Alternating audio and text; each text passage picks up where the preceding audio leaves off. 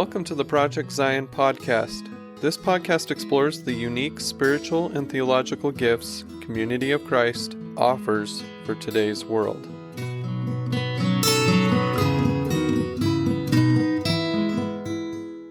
Hello, and welcome to the Project Zion podcast. I'm your host, Carla Long, and today you're going to be learning about something that you may know a lot about, or you may be like me and don't know a lot about it, actually. Today, we're going to talk to Gwendolyn Hawks-Blue, and she is a member of the Standing High Council in Community of Christ. And if you have never even heard of the Standing High Council, then today's your lucky day, because you're going to hear a lot more about it.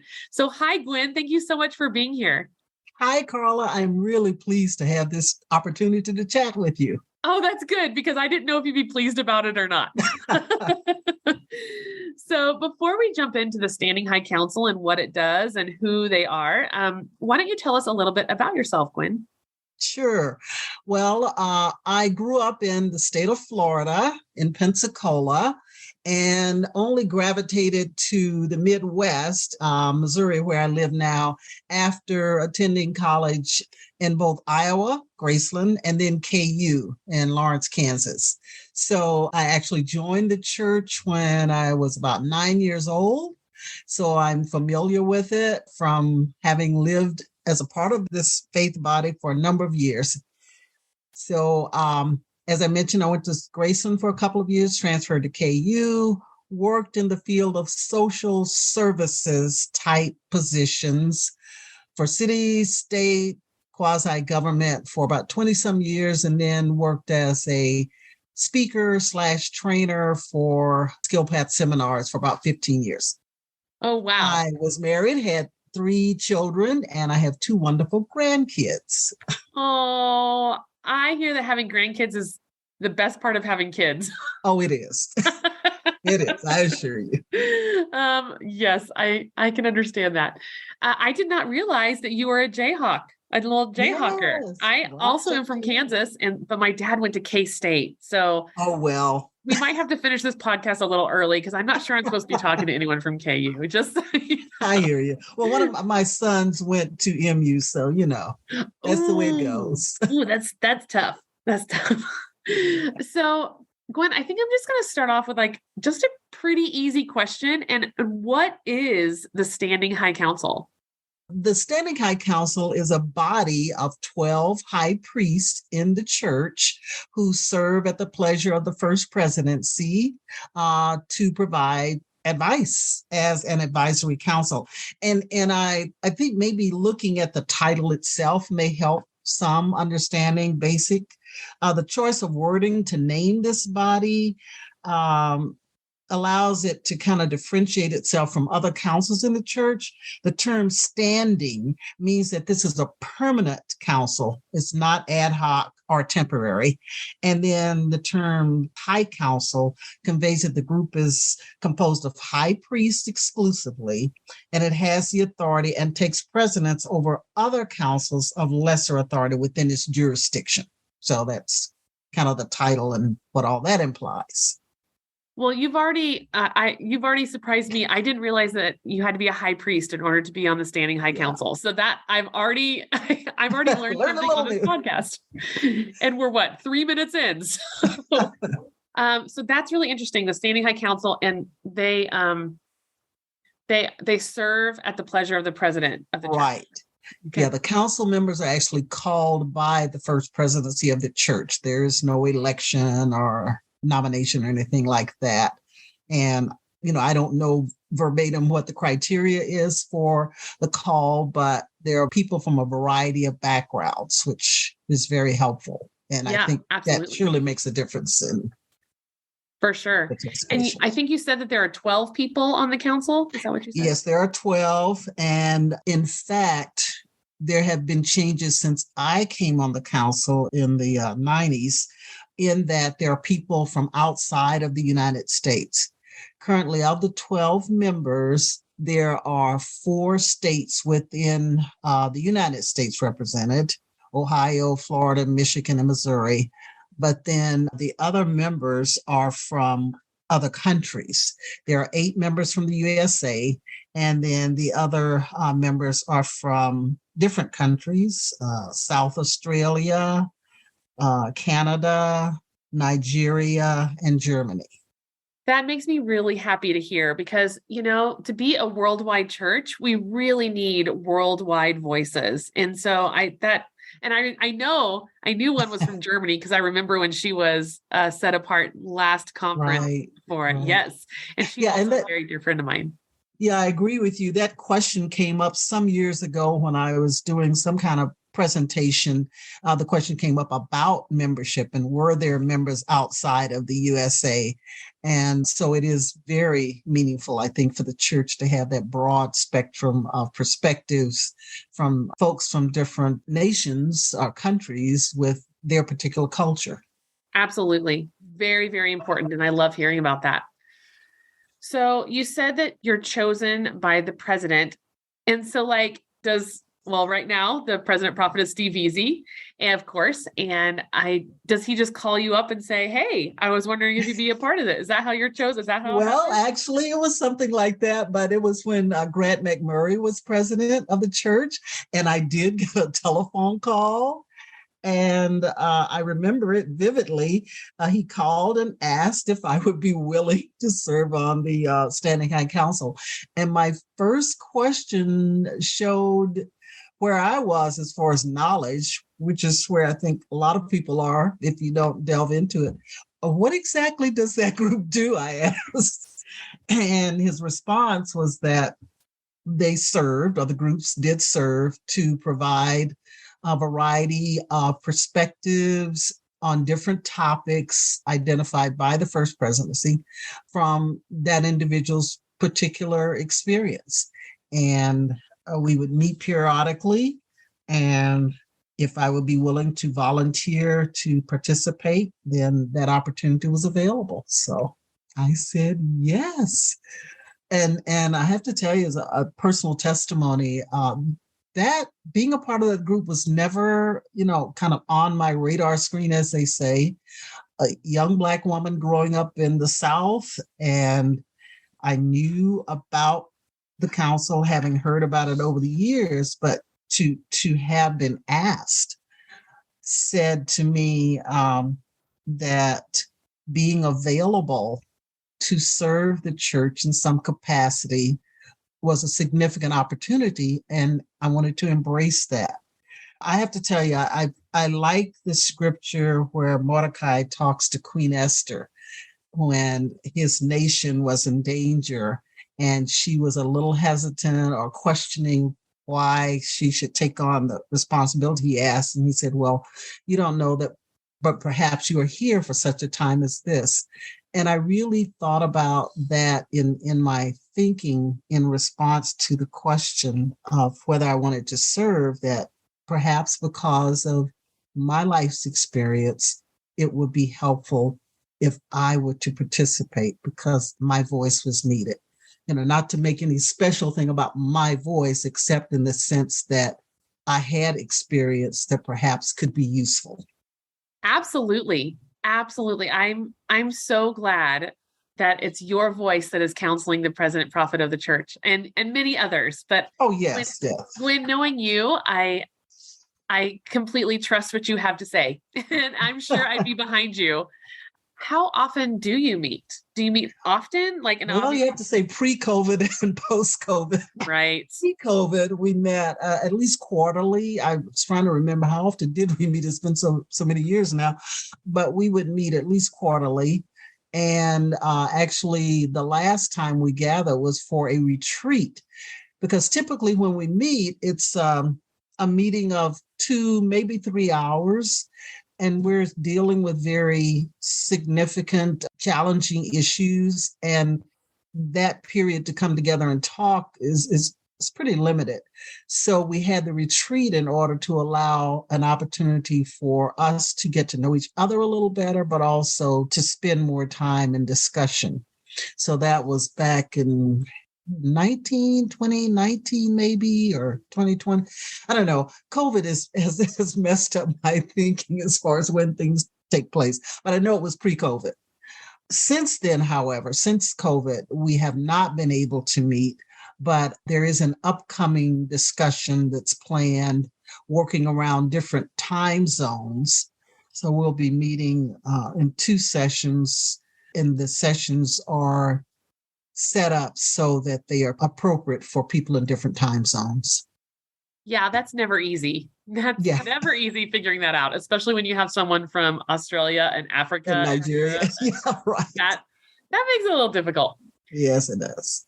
So do members of the Standing High Council change every single conference? Like, is there like a term, or are you just on and you decide when to get off of it? How does that work? It's more, part of it is the second idea you suggested there. People are asked to be on the council, and an individual may decide, I would like to let go of this responsibility, or I appreciate the opportunity and resign from the council, or you may receive a letter thanking you for your service. So those are the 2 ways that I'm aware of. And there has been discussion of whether there should be time limits or cycles, but currently it's either a person resigns or they are thanked for their service. That sounds right. That sounds pretty good. And you've been on the council for a long time. A very long time. You. Yes. That's awesome. I love hearing that. I appreciate the opportunity to serve. To be very candid, I wouldn't be hesitant to resign at this point simply because there are no other people of color from the United States. That is certainly not the only factor, but for me, that is a factor. I certainly can serve the church in many, many different ways, as many of your listeners and you do, but that is one of the factors for me. Well, I'm grateful for your service, Gwen. I'm very grateful for you. So let's just get into the nitty-gritty of it. What does the Standing High Council actually do? You say that you advise the president, but what do you talk about? What do you discuss? Like, can you just give me some of those little details? Sure, I can. And as I do that, I'd like to first insert a little history so you have some notion of how the council has evolved. I didn't realize till a number of years ago that there used to be 2 councils. There was Standing High Council in Kirtland and one in Independence.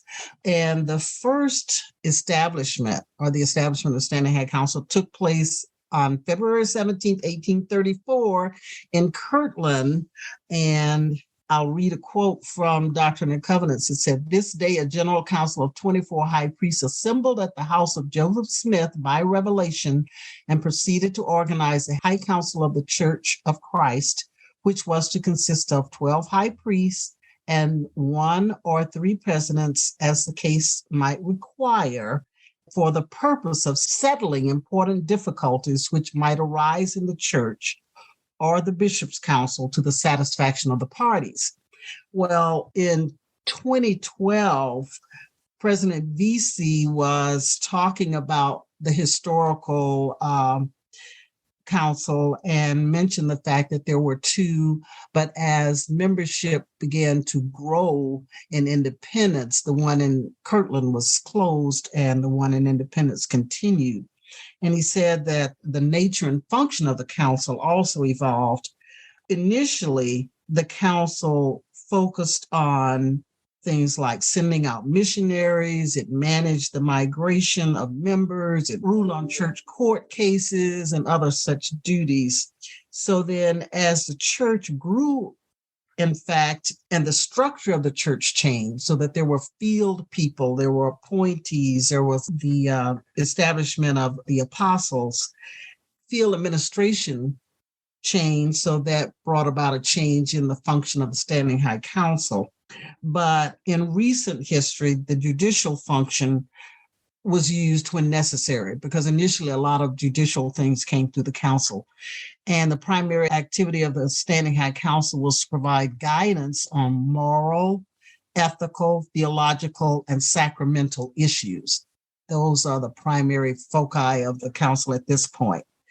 What he also said, too, which speaks to the membership, he said, "The church is blessed to have a council which includes seasoned ministers from different generations who are organizational leaders, professional counselors, psychologists, theologians, and theologians with a background in ethics, judges, and medical professionals. My personal background is in counseling. So you have that broad perspective of experiences in life and understandings.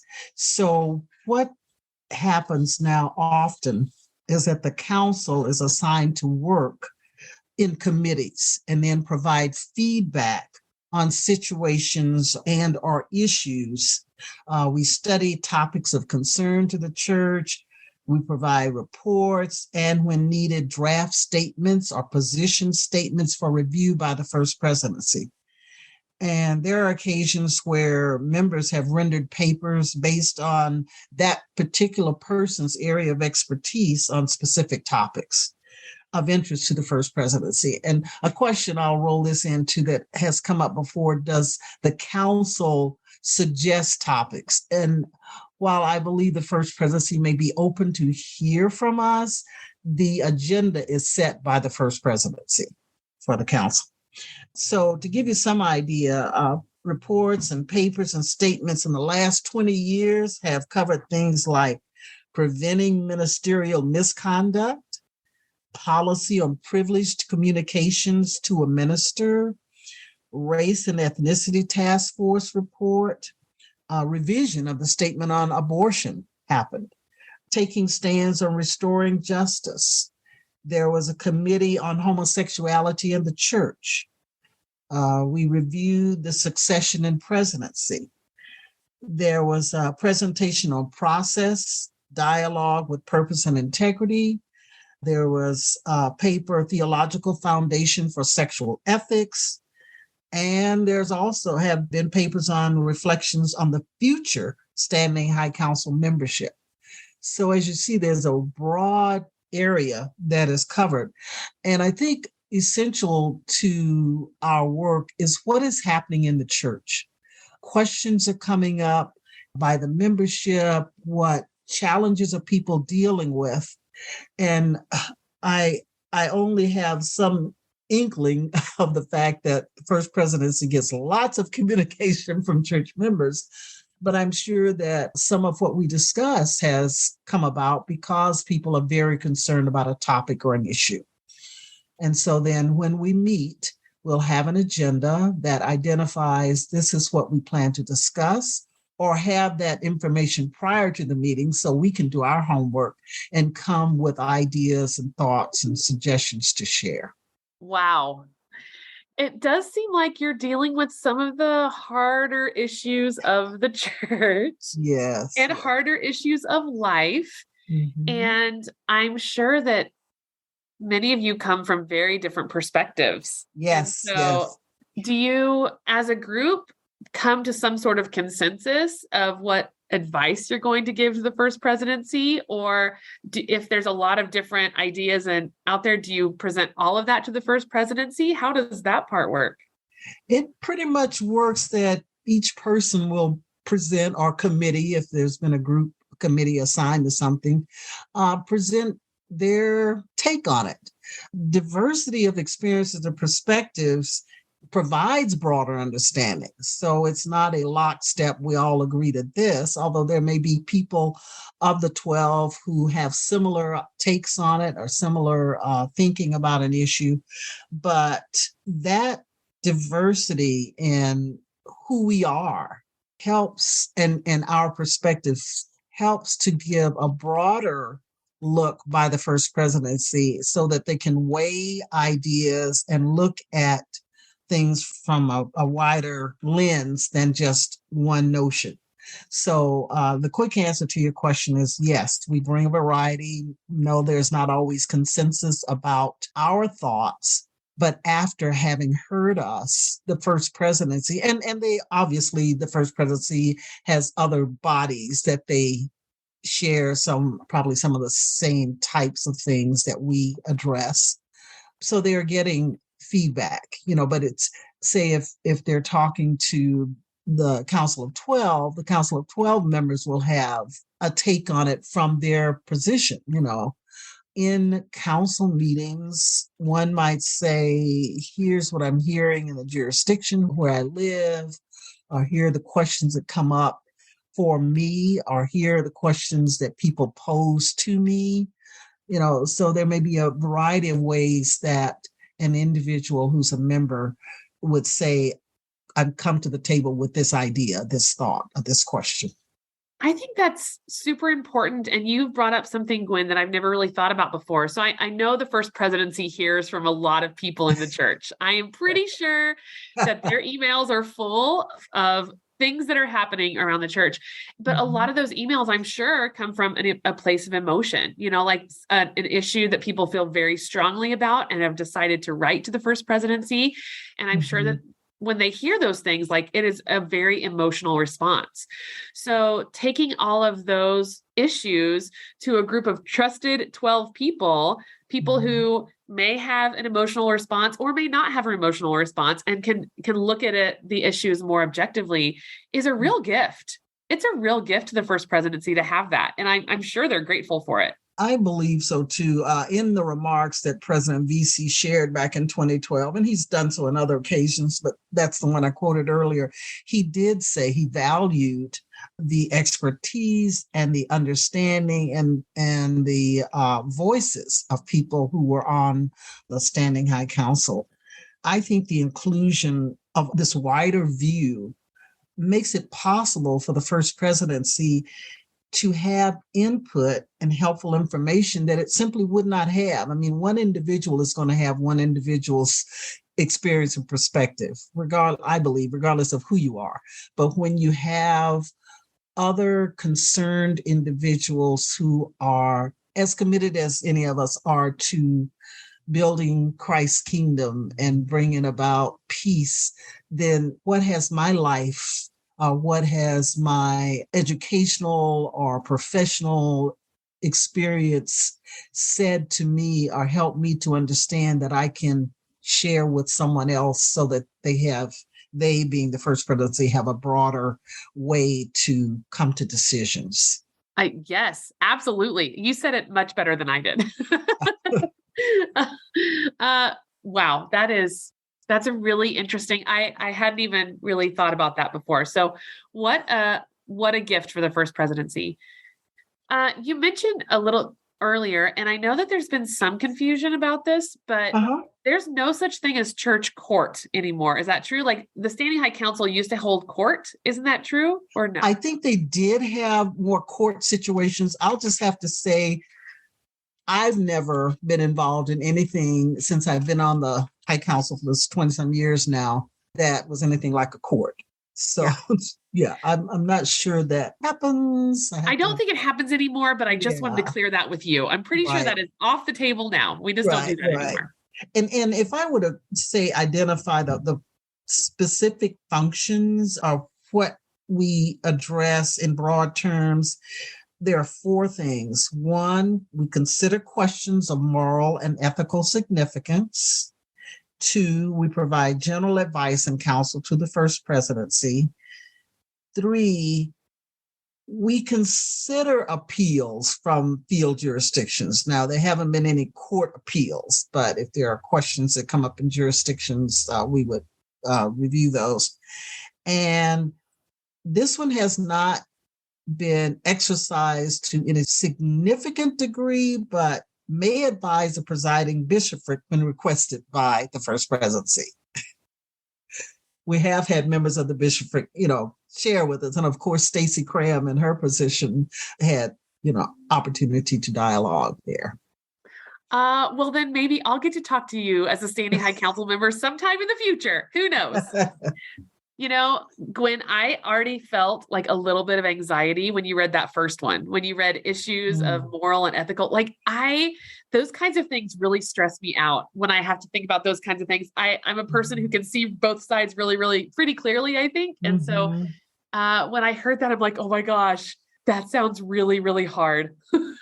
Really hard. Yeah, I'll have to say for me it is as well, because we are attempting to talk about things that one affect people's lives, and the counsel that is given may influence what the First Presidency says. I'm not saying we have the final word, but may influence.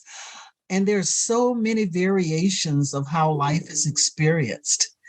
So to attempt to answer something from a place of love and also a place of attempting to follow what you believe is the Holy Spirit's guidance, when we're talking about people from many cultures, many experiences, not from a judgmental perspective, but from a place of love and caring and guidance.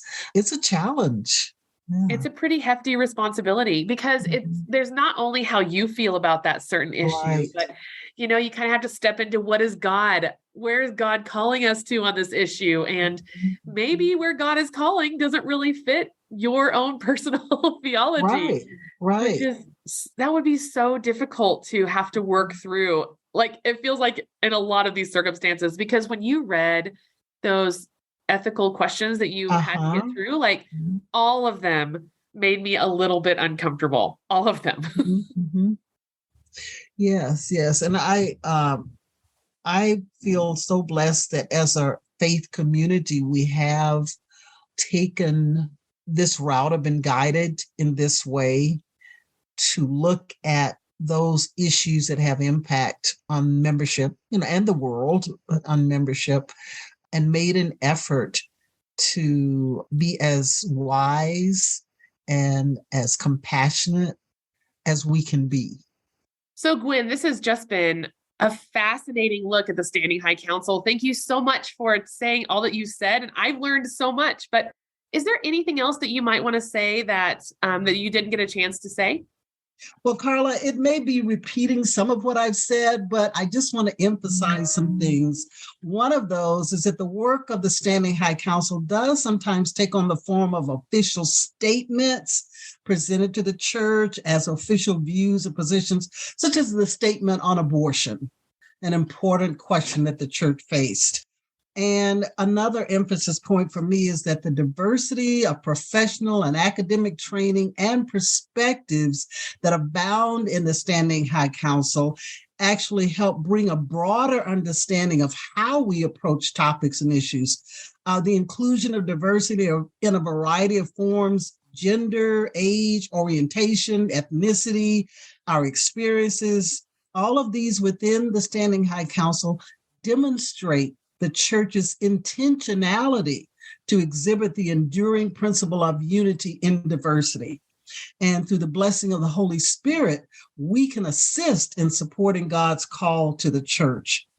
And on a more personal note, when I was asked in 1996 to serve on the Standing High Council of the church, I was humbled, excited, and nervous about this opportunity. I interpreted this as an affirmation of my call as a high priest to engage in envisioning the future. And at no time in my life had I thought that I would be asked to vision with this body. But here was an opportunity to serve the church, and most importantly, to serve God in a way that used my particular gifts. I was humbled to think that church leaders believed I had insights, experiences, and professional skills that could contribute to the work of the Standing High Council. Now, I experienced the grace and generosity of God as I and all of those on the Standing High Council recognize that we have been blessed and entrusted to participate in bringing to fruition our best interpretation of God's plan for this community of faith and God's world. I am especially appreciative of the opportunity this podcast gives to the membership, or all those who are interested in knowing more about what makes up the body of not only the Standing High Council, but the goals and the efforts of the church to be God's ambassadors here on earth. Well, I'm grateful to you for sharing your knowledge, for sharing your wisdom, for letting us know exactly what the Standing High Council is. Because again, I have said this like 3 times in this podcast, but I did not know what all you did and exactly where you were from and how you were even came to be part of the Standing High Council. So thank you so much, Gwen. It's been just fascinating for me to hear. Thank you, Carla.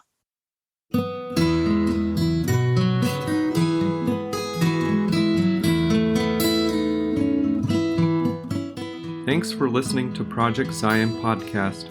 Project Zion Podcast is a ministry of Community of Christ. The views and opinions expressed in this episode are of those speaking and do not necessarily reflect the official policy or position of Community of Christ. The music has been graciously provided by Dave Hines.